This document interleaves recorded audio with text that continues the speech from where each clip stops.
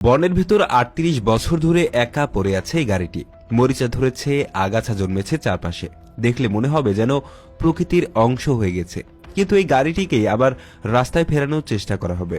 এটি ১৯৬১ সালের একটি ফোর্ড ফ্যালকন স্টেশন ওয়াগন।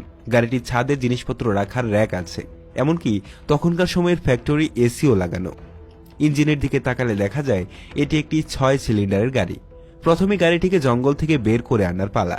কাজটা বেশ কঠিন ছিল। টায়ারগুলোর অবস্থা খুবই খারাপ।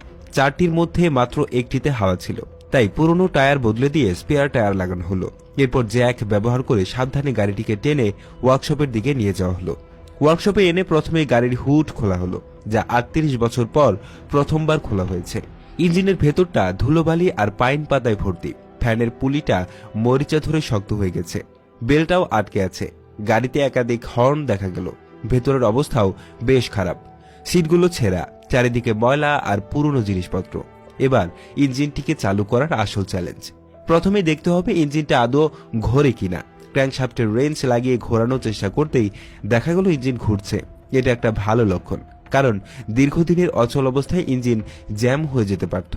এরপর স্পার্ক পরীক্ষা করার পালা। ডিস্ট্রিবিউটরের পয়েন্টগুলো পরিষ্কার করা হলো।